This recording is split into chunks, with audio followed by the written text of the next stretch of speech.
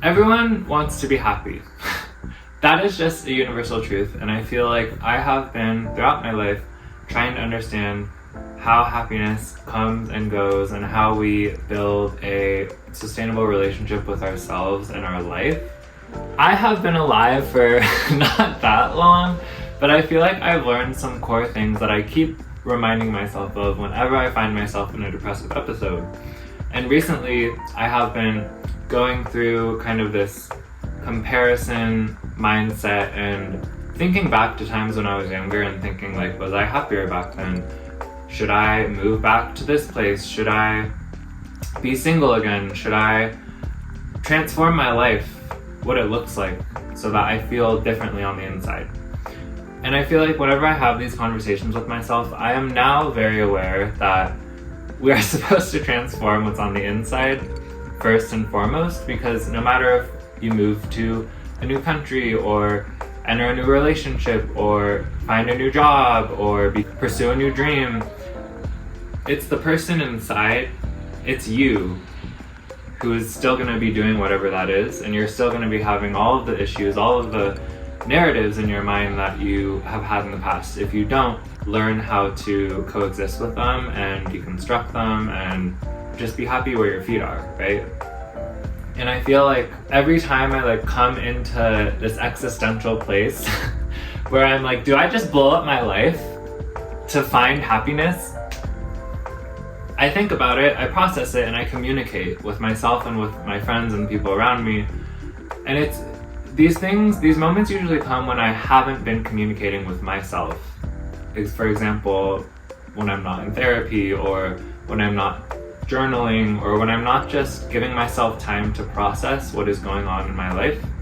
And also when I'm not communicating or seeing my community or my family or my friends enough. Because talking to ourselves and talking to people around us is such a powerful thing that genuinely I think we don't do enough as honestly as we can. I think a lot of us are going through a lot of things and we don't necessarily bring them up at dinner or talk to our partners about them or talk to our friends about them. And it's so important that we do, because it reminds us that, oh, we're actually normal. We're not crazy and stupid. All these people are also going through all of these things. So that's one thing, is communication. Talk about your feelings and process them, because there is nothing in the world that will make you feel better than being able to express what you're going through. And we have to express what we're going through to better understand it. The second thing that I feel has really helped me own in on this realization that my problems are not going to disappear if I change my surroundings is the oversold concept that is, I think, very true, that the grass is greener on the other side. Every single thing we view from the outside is going to look more attractive than when we're on the inside. And I mean a job, I mean a relationship, I mean a city, I mean everything. I think that when we look at other things and compare ourselves to them, we forget what we actually have. And it's similar to how when we look at the past, a fond memory, we're like, oh my god, that was the best, I just want to go back there, I just want that again. I think we forget what we have right now, and it's if we learned to look at what we have right now, or look at what we have to begin with as much wonder, awe, and appreciation as we do the things we don't have yet or the things we used to have, I think we'd be a lot happier. And there's this meditation that I'll actually link in the description below that I listen to almost every other morning, because it's so short. It's literally 4 minutes. It's not even a meditation, it's more of a quick chat that really highlights how most of humanity forgets the nature of humanity, which is mortality, right? We are not here forever. Every single person who passes away will say that life goes by too fast. Every single person who's older than us will say that youth goes by so fast, enjoy it. And it's no matter how much we hear that or how much we say it, I don't think we're actually thinking each and every day, I know I'm not, that, oh, my life is not guaranteed. Oh, I won't be here one day. Oh, it's my turn to be in this world and to experience what life has, all its pains and joys and hopes and fears.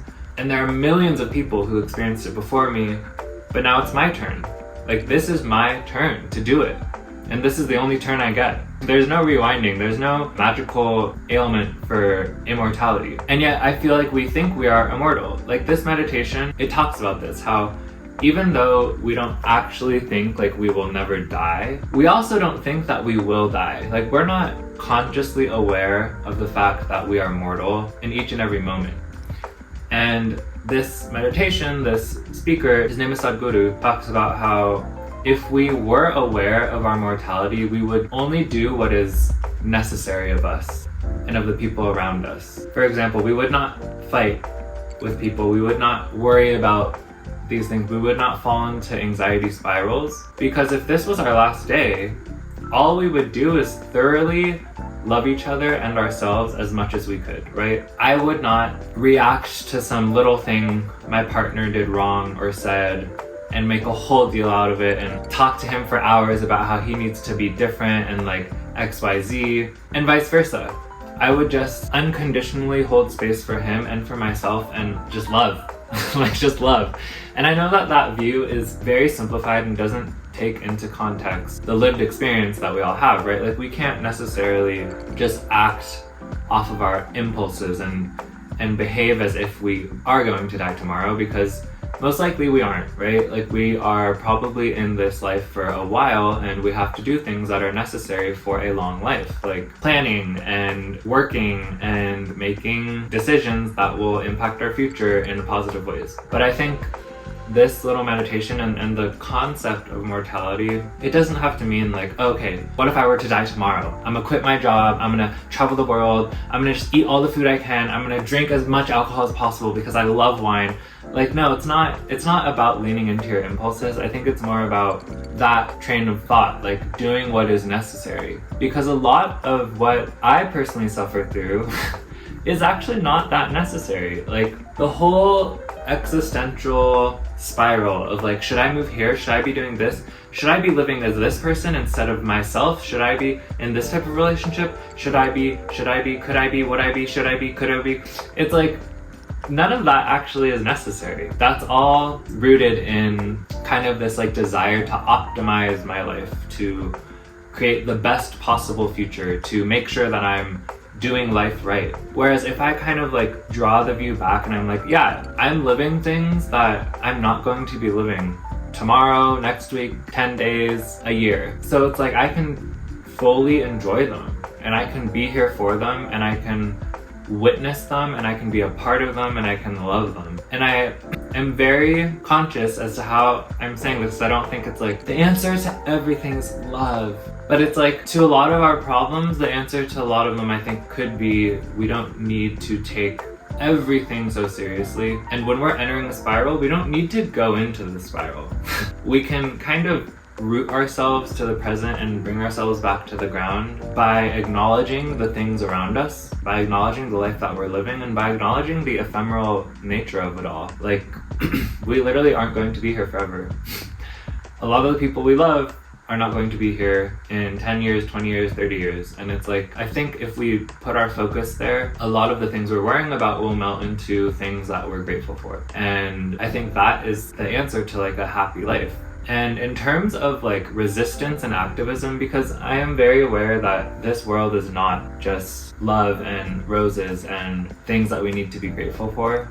There's a lot of fucked up shit, and every single day I read new things and I'm trying my best to like just exist in this world that is designed to benefit a few and leave a lot of people disadvantaged. But what is core to resistance and change is also joy. Like, we can't fight, we can't create, we can't collaborate if we are destitute of energy and of motivation and of inspiration. Like, I know that I'm useless when I'm depressed, but I'm extremely useful for any movement or something I care about when I am passionate, when I'm impassioned, and when I am activated, and when that involves anger, that involves being upset, that involves being grateful, that involves being clear on why I'm here and like actively up for the challenge, right? And I just feel like society in general, it makes it really easy to forget all of these things. It makes it really easy to forget that we are mortal and to forget that the core thing that we are going to care about the most when we leave this earth is that we loved each other, that we loved the people in our life, that we showed them that we loved them, and that we loved ourselves enough to be true to who we are and to take chances and to take risks and to just allow ourselves to be happy, right? And I think society makes it hard to do that because we have to work a lot.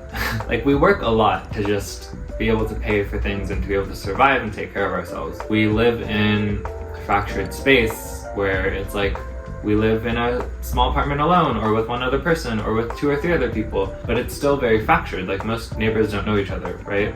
And we're taught to treat community as something that we build and schedule into calendars, like coffee dates and friend dates, as opposed to the general fabric of our lives. And while I have a lot of thoughts on that, and that kind of could be its own video around like why I think co-everything is a lot healthier, like co-living, co-working, co-whatever, the reality is like our society is not set up like that, right? Western society specifically is very individualistic. Individuals are rewarded themselves, not necessarily cooperatives. And so we have to like come to terms with that reality. And what that looks like is reminding ourselves, right, that we are immortal and that the things that are real that we can put our energy and attention to are typically the things we have to be grateful for, as opposed to the things that make us anxious or that we're worrying about. And there are a lot of tools for that, right? Like therapy, journaling, creating things, talking to yourself, talking to friends, meditation. And yeah, that's why I just think it's important to pause and allow ourselves to remember these things and kind of like honestly design our lives around that. Like, I think if we design our lives around achievement or productivity or earning more money, it's like we're gonna find ourselves at one point or another being completely depleted of what feels like the essence of life itself. And I think to live a more healthy and honest and like grateful, grounded life, we are supposed to be designing our lives with the perspective that we aren't going to be here forever, that the most important thing to us is like taking care of ourselves and taking care of the people around us, and really like witnessing what we have as opposed to focusing on what we don't have. And I feel like I'm just talking in circles at this point, but I genuinely think the design of life itself is just a bunch of circles, and like I think that's why a lot of those Bed Bath & Beyond signs are like so ridiculous and trite. But then you realize, well, yeah, that's true. Like, live, laugh, love is true. Even though it's like so stupid and commercialized in such a cringe way, like all these signs are true, and like you can intellectualize everything, but it's like everything's kind of just like circles, circles, circles. Now I don't even know what I'm saying, but that's what's been on my mind. And that's what I'm trying to do is like, instead of blowing up my life, because sometimes I really have the desire to be like, I'm gonna blow it up. Like, I'm gonna ignite it and blow it up. I'm gonna move to Iceland. I'm gonna move to Sweden again. Like, I've lived so many different places already, and I feel the urge every time I've like lived somewhere for maybe 3 or 4 years to just leave. And I'm like, actually, that's not really representative of what I want, right? Like, I want to continue building a community. Like, I love my friends here, and I am in this beautiful relationship. But my brain will be like, well, what if instead you had $1 billion and were married to Omar Apollo? Well, what if instead you were single for the rest of your life and were that cool ass auntie who traveled the world and never settled down? And I'm like, well, also what if I did this? Because I'm really liking this. And if I just stop and like pause and recognize what I'm living, I realize it is a time in my life I'm going to look back on and be like, damn, I was happy. Like every period of my life. Like, we are the youngest we will ever be right now. So if we always look back on our youth as like some shiny, beautiful thing that we can't get back to, we should also realize that right now is a shiny, beautiful thing that we cannot get back to. So that's where I'm at. Thank you for watching this video. I feel like I'm actually surprised that all the videos I've made on like TikTok, on Instagram, and now on YouTube, the ones that people engage with the most are the ones where I just talk out of my ass. And it's like, this takes me like an hour maybe to edit and publish, or I don't even edit it. Whereas the vlogs I make, girl, I edit those for like 10 hours. That's a project, okay? That's a whole ass project. And then it gets like 1 view. But I love making them, so I'm still gonna make vlogs and stuff, but I do realize like this form of communication is my favorite thing about social media because it allows people around the world to connect. And like the people who watched my video about the foreigner problem in Mexico City and general gentrification from foreigners living in other places and other countries around the globe, that was amazing. Being able to just have dialogue with other people in the comments and like seeing people really share well thought and thoughtful things. I literally like included a lot of their comments in my last newsletter, which is sleepoverxyz.substack.com. And I feel like I'm finally, like I love YouTube. YouTube is the shit because we be having conversations in the comments. TikTok is like fun. TikTok is like the little kikis you have with your friends where you're like, ah. YouTube is the dinners, baby. YouTube is the thoughtful, meaningful dinner parties where we talk till like 1 a.m. at night for hours, you know, like stewing over the wine and the food. Like, I love YouTube. I am a YouTube girly right now, and I hope I continue to be. So thank you for watching this video, and please subscribe.